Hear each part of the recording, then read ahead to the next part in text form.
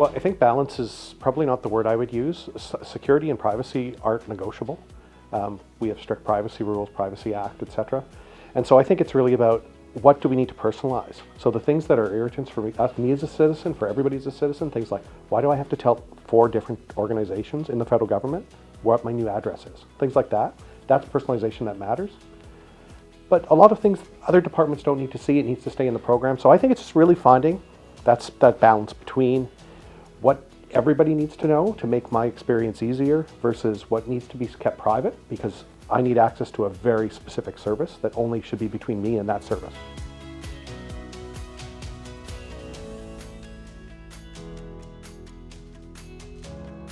I think it's important for departments to realize that most citizens don't care about departments. They care about the government. In fact, I'm not even sure most of us really care about the distinction between the federal government, provincial governments, and municipal. I just want my service and I want it delivered easily. So finding ways to break down those barriers, make it easier for citizens to engage, and talking through what's the citizen experience rather than what's my departmental goals. That's, I think, the key.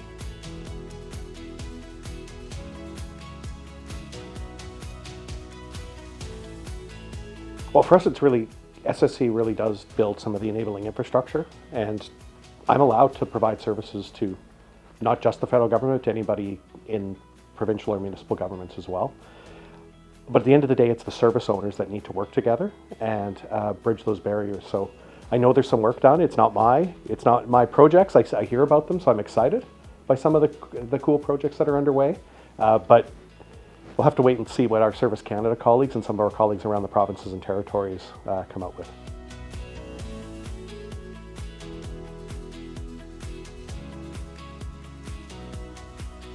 That's a great point, and that's one thing that differentiates government from some of the private sector companies, is that we can't leave people behind. So we can't just go with folks that are willing to use the digital experience. I think there's a few things. Accessibility by default. It needs to be designed in from the start. So persons with disabilities, persons who need assistance, etc., you design that in from the start and it's seamless. The second piece is there are always going to be a certain number of Canadians that need to access the in-person channel. And that's important to remember. But the in-person channel doesn't need to be the starting point. And that's where most of our services are based off of. They start with the in-person interaction. And so that's why in the digital world, we fill out a form that looks an awful lot like the paper form that we would have filled out in 1957. And so I think redesigning our services from digital first, knowing with accessibility, making sure that accessibility is in mind, building it in from the start, but then making sure that on top of that, we make it easy for somebody to do the in-person service rather than the other way around. That'll be the trick.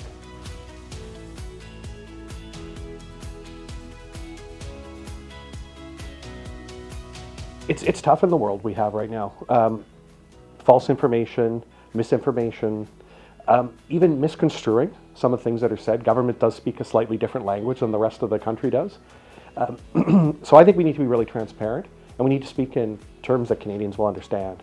We need to get it out of bureaucratese and speak to them in English or in French and say, this is what we intend to do, this is why, this is the service benefit, and here are the safeguards, and be transparent about it.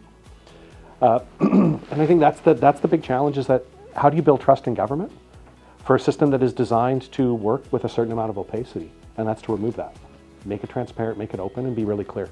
Be willing to answer the questions.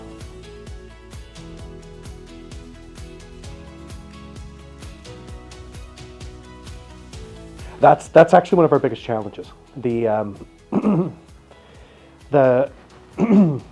government systems tend to, we like to build one big thing that works perfectly from day one, and it never has to adapt. And we have to think of this more as services. What are the mini microservices that can be put together in different ways, disassembled and rebuilt? It's not a one-time goal. It's a continuous path of evolution, and it's a mentality change. And that means we have to change how we think of projects. That projects don't have a defined start and end. It's in constant evolution. How do you build that in? How do you build in the incentives? And those are going to be some of the challenges, and right now the system doesn't support that model.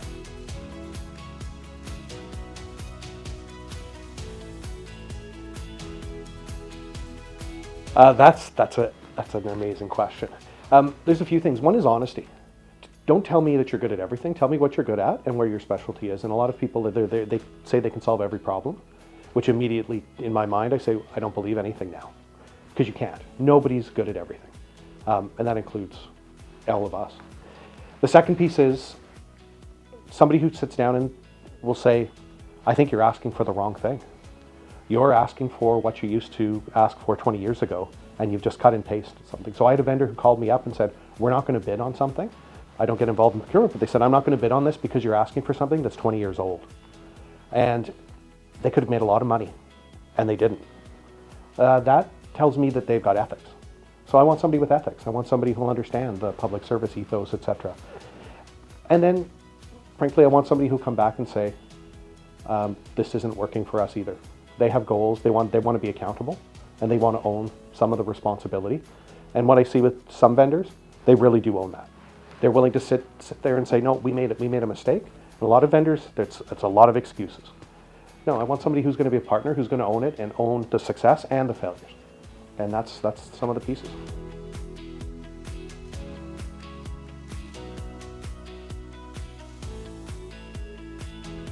I think it's the chance, there's a few things. The chance to network with other public sector, private sector folks, public servants who've joined the private sector. I saw a lot of former public sector colleagues here that are now in the private sector. I think the second thing is the conversations, the chance to sit back and reflect. I think that's really important. In day-to-day jobs, we don't do that a lot. And then lastly, it's just a bit of a push to think a little bit differently, see other opportunities, hear from people from around the world, and say, here's the possibilities, and see what comes out of it.